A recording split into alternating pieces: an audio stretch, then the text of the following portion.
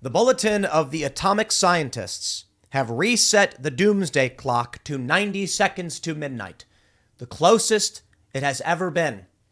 This signals that we are the closest humanity has ever been to the brink of annihilation. And the reason they give? The war in Ukraine. Okay, now that we were all serious and all that, I just want to give a shout out to Dr. Manhattan, who is a comic book character, who said something to the effect of, I would only say that a symbolic clock is as nourishing to the intellect as a photograph of oxygen to a drowning man. That is to say, it's completely meaningless. Or I'm sure there was some deeper meaning in it, but it doesn't mean anything to us. This is a panel of scientists, I guess, who are like, we have created a symbol that represents when the world will end in nuclear annihilation, and we are moving ever closer. They claimed that they were moving it closer before because of like climate change and stuff. And I'm like, we get it. You're not relevant anymore. Your opinions and your symbols mean nothing to me. And then the war in Ukraine happened and they were probably like, we're relevant again. World War III is potentially on the horizon and humanity faces extinction.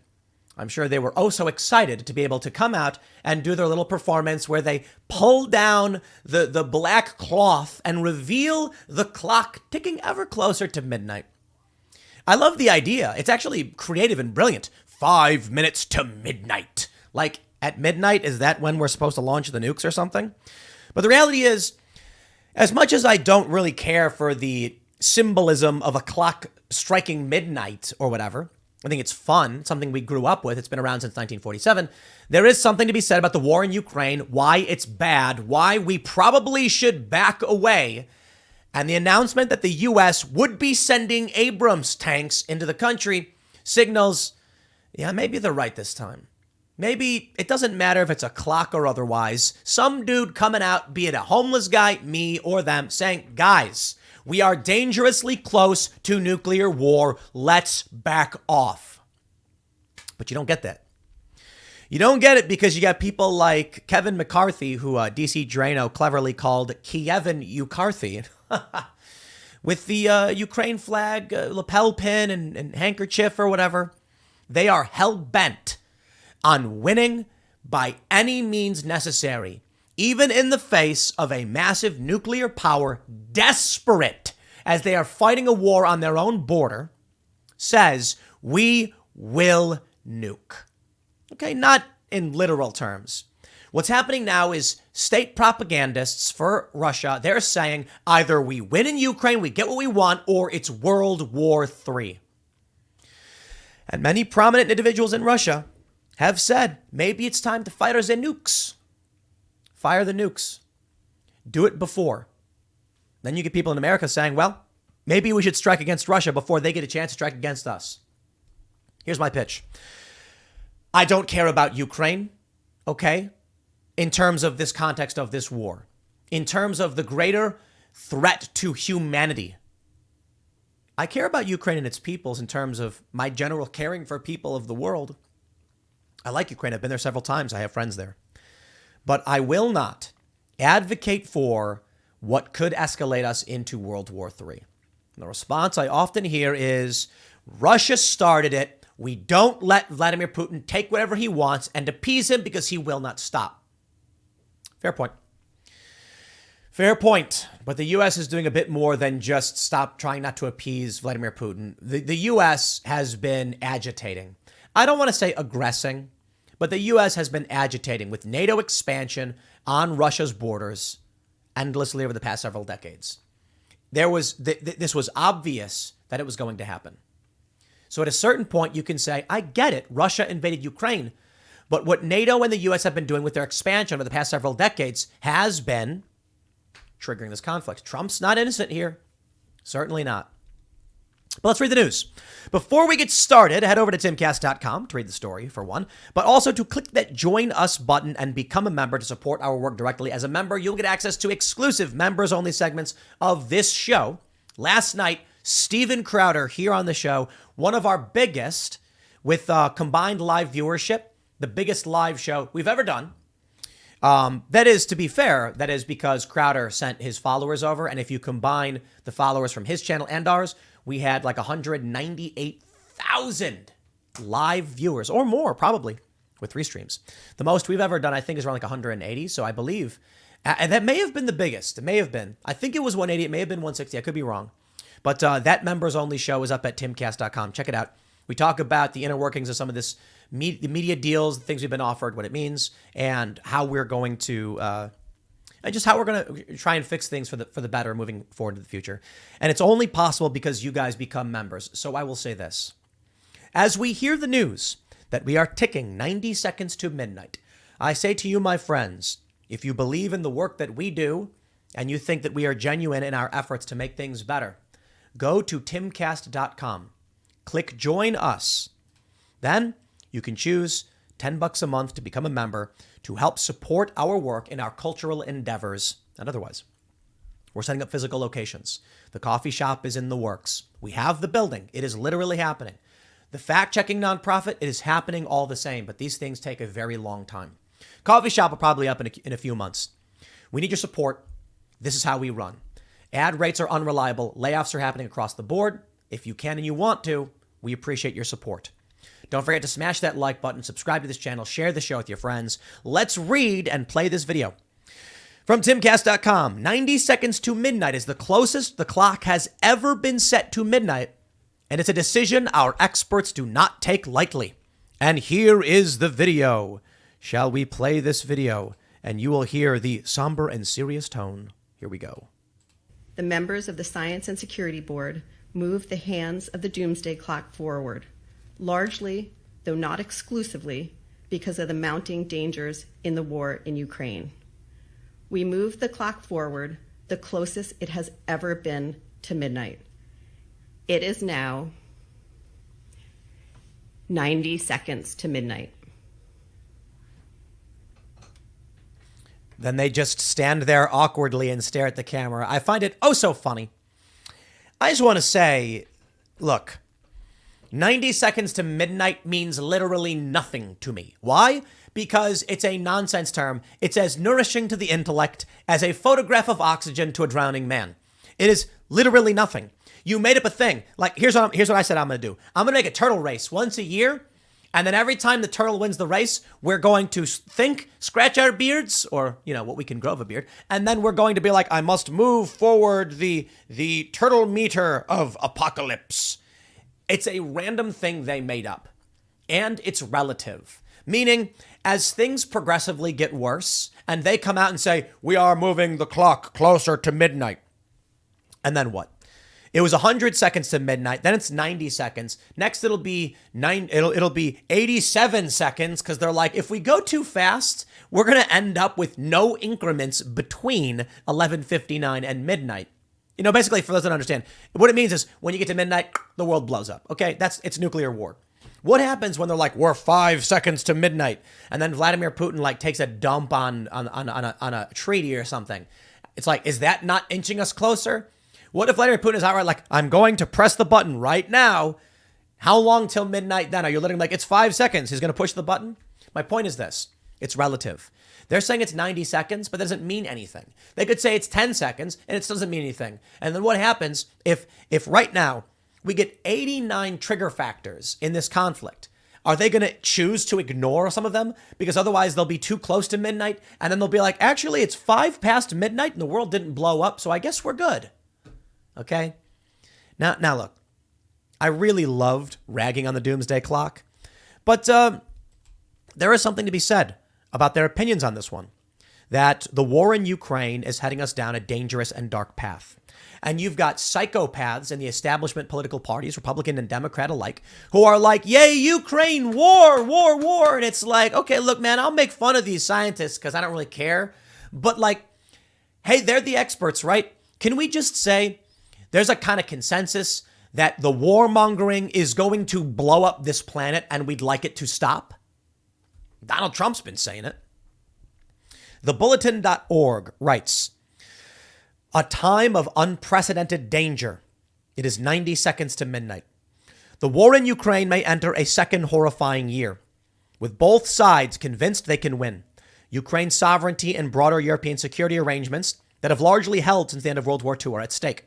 Also, Russia's war on Ukraine has raised profound questions about how states interact, eroding norms of international conduct that underpin successful response to a variety of global risks. And worst of all, Russia's thinly veiled threats to use nuclear weapons remind the world that escalation of the conflict by accident, intention, or miscalculation is a terrible risk. The possibility that the conflict could spin out of anyone's control remains high. And I'll say it like this. Some guy's in a nuclear sub. He gets warning. The alarms go off. The U.S. has launched missiles. And he presses the button to retaliate. Nuclear shot fired. Russia also has a tsunami bomb, an underwater nuke that blows up, causing a tsunami to wipe out a city or a large wave of some sort. The issue is, I'll tell you the story this way. I read a story a long time ago about two guys. I think it was in Texas. I'm not sure. And a guy gets rear-ended. He's angry. He gets out of his car. He's been rear-ended. And he's looking at his fender, and he's like, "You smashed my car, you stupid SOB!" He's yelling. And the guy who hits him says, "Calm down. It's an accident. I'm sorry." He goes, "No, you dumb mother. What did you do?" The other guy is backing away with his hand up. "It was an accident, man. It was an accident. Calm down." When the guy's screaming in his face, he puts his hand on his hip. Guy notices he has a gun. The guy sees him reaching his hand towards his gun and then says, "No, no, no, no, no, no," and then pulls his gun out. It was a rapid escalation. The other guy who sees the guy yelling at him, he puts his hand on his gun, puts his hand up.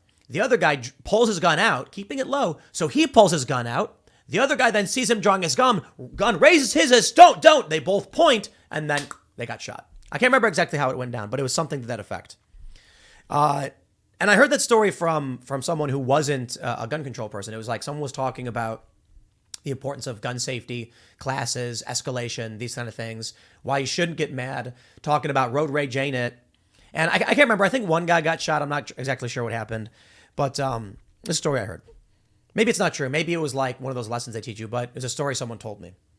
And I was like, it's interesting. Imagine a world war to this degree. Russia gets a signal that the U.S. is making troop movements. They get scared. One by one, both sides keep hearing signals that make the other believe they're escalating towards each other, when finally they're like, look, if we don't fire now, they will fire on us. And the guy in the sub hits the button. Nuke goes up. That's why there's fail-safes. But look, fail-safes or not, I think it's possible that we are entering into a very serious crisis because of what the U.S. is doing in Ukraine. And I know people are going to say, that's not fair. Russia invaded Ukraine. Russia and Ukraine share a border. I don't like that they invaded. It's their fault. But the U.S. has no business in Ukraine. If Poland said, fine, it's like a NATO thing now. Well, Poland's threatened because of the expansion of Russia. Here we go. The United States sending weapons, personnel, special forces, basically leading the charge. We are not a border state with Ukraine. Our security is not at risk directly. You want to talk about energy prices and whatever, fine, but this is something we should not be engaged in. They're going to say, Russia's thinly veiled threats to use nuclear weapons remind the world that the escalation of conflict could spin out of control. Russia's recent actions contravene decades of commitments by Moscow. In 1994, Russia joined the United States, United Kingdom, and Budapest, Hungary, to solemnly declare that it would respect the independence and sovereignty of the existing borders of Ukraine. And fair point, we told Ukraine, give up your nukes, because they were originally Russia's, and if you do, we got your back. Therein lies the big problem. Do we really? Do we really? From the Mirror. Vladimir Putin ally claims World War III has already started. Calls for nuclear strikes. Well, this is fun. How you doing?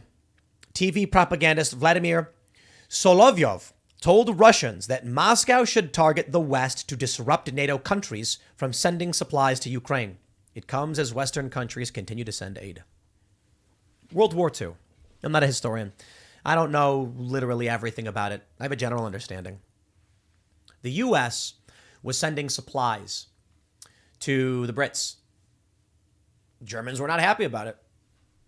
The Japanese were concerned as the U.S. was expanding in the Pacific, especially with Pearl Harbor. They were concerned that the U.S. would eventually enter the hostilities, or technically they already were. And the general understanding, I'm probably totally wrong about this, because I was reading about it in this context. They decided to preemptively strike the U.S. because they thought the U.S. was coming regardless. The U.S. was engaged in certain trade that was disruptive to Japan. Japan said, fine, we're going to make our move before they do. You get Pearl Harbor. The U.S. is drawn in. Now, there's a bunch of other stories people say, like, I'm not going to pretend to know everything about it. My point is this. That may be not true. I could be wrong about that. Just something I heard, and I didn't pull up and study and pull. Normally, I'll pull up like an academic article or something to make sure I get the facts right. But I'm just saying, think about it this way. Russia is looking at this conflict in Ukraine, and they're getting beat up. Then they're going to think, what happens after this? If we lose Ukraine, if NATO and the U.S. take it, because the U.S. is talking about sending in Abrams. Okay. What if Russia is saying nuclear war is inevitable at this point? So why not win it? And what that means is they'll say, if we wait, we get nuked. We might as well nuke first. Hit the button. Look, I don't know, man. It seems unbelievable, like it won't happen. They go on to say it comes as Britain is poised to supply Challenger 2 main battle tanks to Kiev in the first such move of the war. France is shipping French AMX-10 reconnaissance vehicles. Germany is sending 40 Marder infantry fighting vehicles, and the U.S. is promising 50 M2 Bradley fighting vehicles. Solovyov told his viewers across Russia's 11 time zones, there is a full-scale Third World War. He's not wrong. I'm sorry, man. It's World War III, in my opinion. You don't get the UK, France, what do we have, and Germany sending in tanks, machinery into Ukraine to fight Russia and say, no, we're not at war. Maybe he's saying it's not. Maybe it's not a world war because it's just Russia. But I think what'll happen is you're going to see Russia and China. Look, when in World War II, it's funny that we called it that. Japan never made contact with Germany physically. They were separated by the world. And some I've read argued it wasn't even really a world war. It was just two distinct wars happening simultaneously. And that Japan and Germany only somewhat worked with each other because of, shared interests. But it's not like they were actual allies fighting together. And thus, this could be World War III. It could be. From Bloomberg, all is not quiet on the Eastern Front. They write for Bloomberg that victory in Ukraine could mean World War III for the rest of us. Because Vladimir Putin will not accept the expansion of NATO territory taking its entire borders. Right now, Russia's access to Crimea, its only warm water port, is a giant bridge. They want a land bridge. They want a large swath of land, the Donbass region, that connects to Crimea to guarantee their access to their warm water port. Among other things, there's a lot going on. The U.S. is saying no. Do you think that if we take back this territory, Ukraine becomes a NATO country, which they're now pushing for, that Russia is going to sit back and say, well, we tried? Or do you think Putin's going to say, not on my watch, and hit the button? The button. Is Vladimir Putin going to... I'll put it this way. Do you think Vladimir Putin wants to go down in history as the guy who led Russia to a crushing collapse? What I hear is that he has particular disdain for Gorbachev. It was Gorbachev, right? He's the guy who basically oversaw the deconstruction of the Soviet Union. I've read that Vladimir Putin wants to reignite the Soviet Union. Thus, he's been expanding this federal trade bloc. Russia wanted Ukraine in their federal trade bloc, but I talked to Ukrainians in Kiev, not in the Donbass region, but in Kiev, and they said, we remember the Soviet Union and we will not join them. They wanted to be in the Schengen zone. Ukrainians wanted to freely travel Europe. Makes sense. There's wealth there. Russia says no. And thus you get this war. And now we hear more and more. Newsweek says Russian state TV pundit says either we will win or there will be World War III. That was December. From CNN, just today, U.S. finalizing plans to send Abrams tanks to Ukraine. Oh, from our good friend Natasha Bertrand, like I believe her. She's just regurgitating whatever the intelligence agencies tell her. But I will say this. This one, fine, probably true. They're outright admitting it. I think the U.S. has been at war with Russia the whole time. I think this has been a Russia-NATO war the whole time. And this is what comes next. Do you believe Russia backs down? No. I think first, if Russia really gets to the point where they feel like they're losing, I think they go scorched earth. I think they may use tactics we've not yet seen. A march to the sea, as it were. Using tactical nuclear devices, nuclear artillery to destroy farmland, irradiate it, salt the earth, so that no one will ever use this land again if they can't have it. They want their land bridge to Crimea. A bomb went off on the bridge from Russia to Crimea, and that was bad.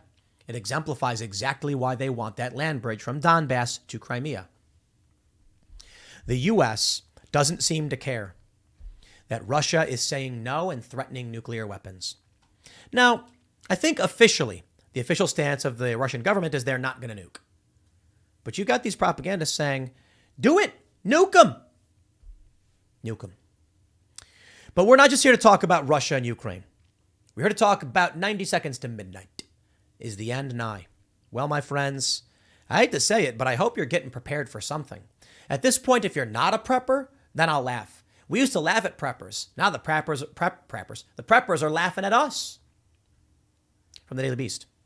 FBI investigating latest attack on electrical substation. It's from this morning. Someone attacked a substation. In the early morning hours of January 17th, unknown suspects fired multiple shots at the substation in Thomasville, the agency said, asking anyone with information to contact the FBI tip line. The shooting came shortly after two other substations in Moore County were targeted by gunfire, leaving thousands without power in late December. In the Thomasville incident, no power outages were reported, but the energy companies at the incident caused hundreds of thousands of dollars in damage. From the National Review, it's giving me the business. It says, who is attacking our power grid?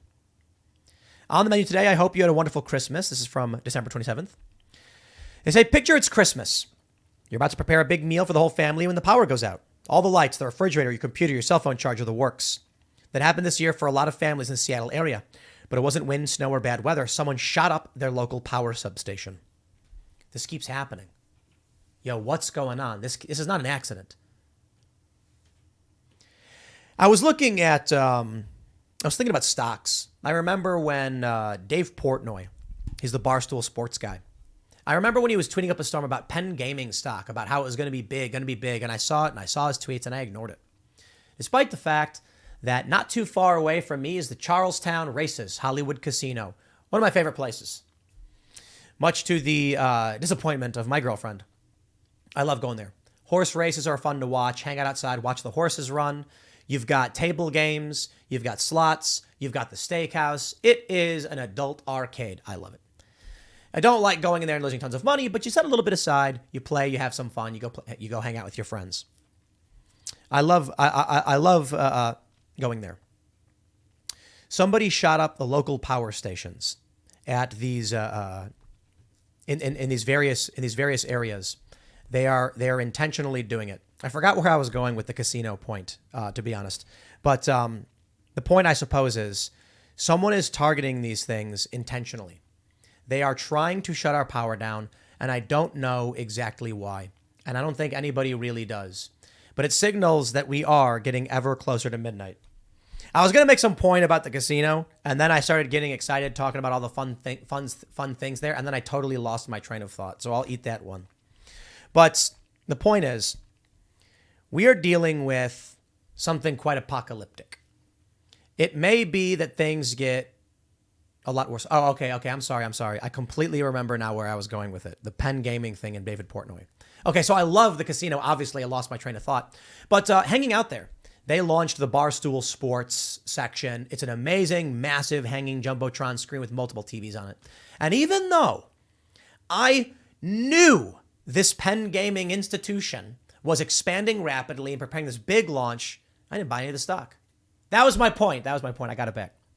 When Dave Portnoy was talking about how the stock's going to be hot, I was like, yeah, buddy.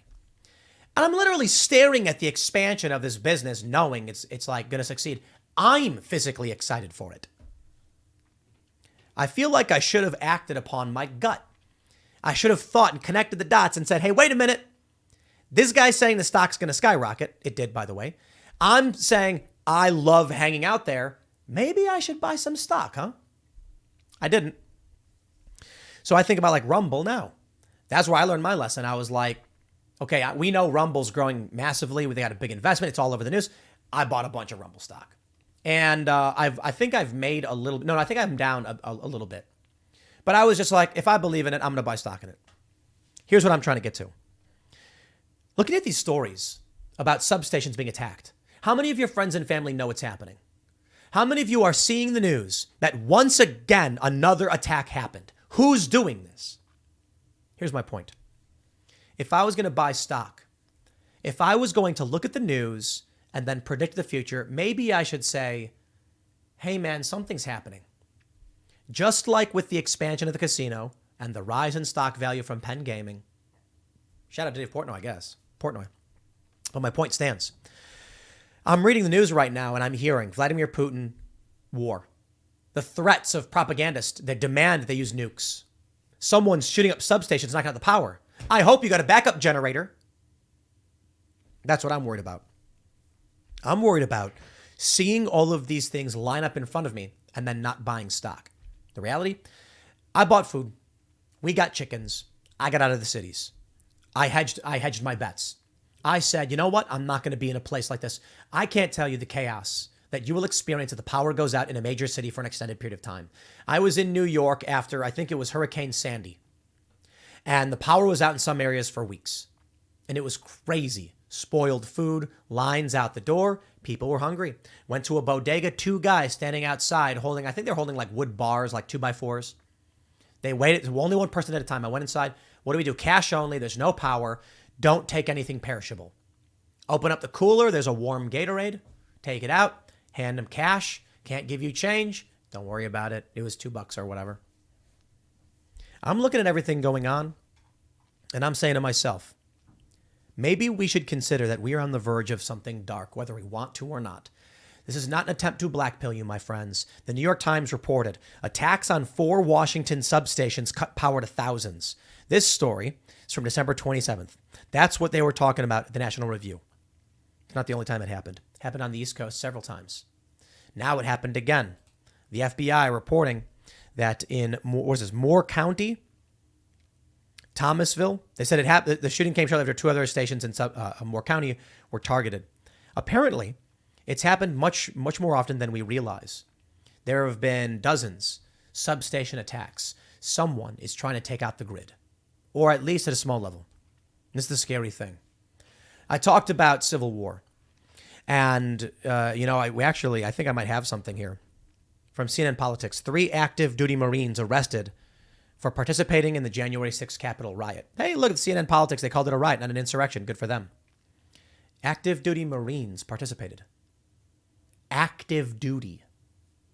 All right. Atlanta Antifa suspect worked at CNN. Is the daughter of Chinese pharma tycoon, blah, blah, blah. A CNN employee is a far left extremist. Suspected. Here's my point with all of this, man. I've talked before about the potential for civil war. Quite a bit. And people say, no, you're wrong. And the one thing I've said is, my friends, it would take only about 16 guys to disrupt this country in ways you can't even imagine. 16 guys. 2 guys stand on a major highway in the middle of Nebraska. All of a sudden, traffic is jammed up and no one knows why. How do you clear out 2 guys? They're armed. How long until they can dispatch some kind of police to do anything about it, especially when traffic is built up in both directions to such a degree it makes it very difficult to get there? Now, of course, they could respond. But imagine you had only 2 people hell-bent on conflict. Sure, the police can arrive, but if those guys aren't backing down, that road ain't opening up. I'm talking about 2 guys. Imagine 16. That's the scary thought. It is difficult to build a system. It is easy to knock a system down. It is difficult to build a machine, but it's easy to throw a wrench in the gears, grind the whole thing to a stop, destroy it. That scares me. I don't want escalation. I want things to improve, to get better, to be comfortable, for people's lives to get better. But it really does look like, be it nuclear war or Russia or something, or whatever is going on with these substations, we really are 90 minutes to midnight. It may be silly that these scientists are just standing there and they all turn slowly and they pull down the thing and they look at you and then stand there awkwardly. And it's like, I don't know who you are, dude. I don't know why your opinion matters. But you stop for a second, you take a look around at everything that's happening, and you say, you know what? Maybe we actually are looking at the prospect of some kind of collapse. Look, I do a bunch of these segments talking about, morbid obesity, declining birth rates, Antifa violence. Add all those grains of sand together, and you got a heap, my friend. So to throw it back to how much I love hanging out at the casino, watching the horses, playing the games, played Hold'em at the casino for the first time. I like Hold'em. Did fairly well. Felt kind of bad. It's painful. Like, some dude walks up and he's just trying to play a game for a couple hours, and I bet big, and he makes a bad bet, take all his money. I just feel bad. I don't want to take somebody's money. I'm just there to play as well. But it was fun. It was fun. I bring it up because as much as I do love it, and you can tell, I didn't invest in it. I could have bought some shares. I would have made money. What was I thinking? And if I'm seeing it, if I'm experiencing it, and I know it's fun and I like it, I should be like, put my money where my mouth is, baby. So when I look at all this stuff, I'm like, yeah, maybe. To be fair, I have been investing in things that help us survive in the event of collapse. We got solar power. We've got chickens. We're not 100% sustainable. We're not homesteading or anything like that. We've got emergency supplies, things like that. We got guns. But once we launch the new studio for Doomsday, we'll maybe get some goats. Probably won't get a cow. People are saying like, dude, cow produces way too much milk. 12 gallons a day. It's like, how do you drink all that milk? That's too much. I don't know. Maybe we just feed it to the animals or something. No, I don't know. I kind of would like to get a cow. But we got a plan. Ignore the panic. Take it into consideration. You are better off prepared than you are otherwise. I'll leave it there. Next segment's coming up tonight. Technically tonight, over at 6 p.m. At 6 p.m. over at youtube.com/TimCastNews. Thanks for hanging out, and I'll see you all then.